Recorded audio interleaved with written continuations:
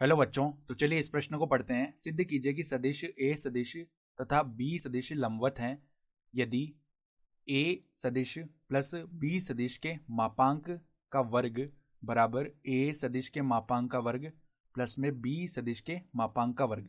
तो यहाँ पे देखो, हमें सिद्ध करके दिखाना है कि ए सदिश तथा बी सदिश जो है वो लंबवत है यदि हमें यह दिया हुआ है कि ए सदिश प्लस बी सदिश के जो मापांक का वर्ग है वो किसके बराबर है, ए सदिश के मापांक का वर्ग प्लस में बी सदिश के मापांक का वर्ग।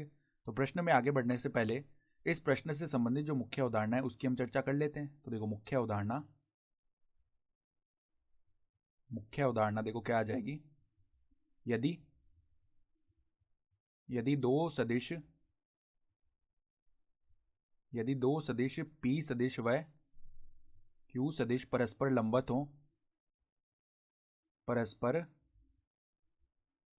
हो तो इनका जो अदिश गुणन है अर्थात P सदिश डॉट में Q सदिश वो किसके बराबर आता है, शून्य के बराबर आता है। ठीक है, तो अब देखो हमारे पास में क्या दिया हुआ है कि A सदिश का जो A सदिश है प्लस में जो B सदिश है इसका जो मापांक का वर्ग है वो किसके बराबर है, A सदिश के मापांक का वर्ग प्लस में B सदिश के मापांक का वर्ग। ये हमें दिया हुआ है।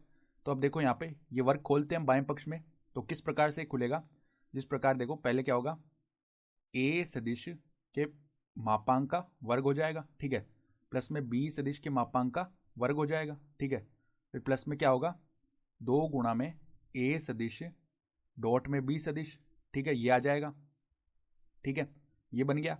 और बराबर क्या आएगा, यहाँ पे देखो क्या है, A सदिश का मापांक का वर्ग प्लस में B सदिश के मापांक का वर्ग, ठीक है, तो यहाँ पे देखो क्या हो जाएगा, A सदिश डॉट B सदिश ये आ जाएगा, यानी कि ये पद जो है ये तो आपस में शून्य हो गए क्योंकि समान है, ठीक है, तो हमारे पास में क्या आ गया, 2 गुणा A सदिश डॉट B सदिश, इसका मान किसके बराबर आया, शून्य के बराबर। तो A सदिश डॉट में B सदिश का मान किसके बराबर आ जाएगा, शून्य के बराबर। और ये क्या बता रहा है कि A सदिश और B सदिश दोनों लंबवत हैं, तभी इनका जो अदिश गुणन है वो शून्य आ रहा है। तो हम क्या कह सकते हैं, अतः A सदिश व B सदिश परस्पर लंबवत है, ठीक है। तो इस प्रकार हमने सिद्ध कर दिया। तो हम यहाँ पे क्या लिख सकते हैं, इति सिद्धम, अर्थात दी गई उदाहरणा के आधार पर हमने सिद्ध करके दिखा दिया। तो आशा करता हूँ कि आपको ये प्रश्न समझ में आया होगा। धन्यवाद।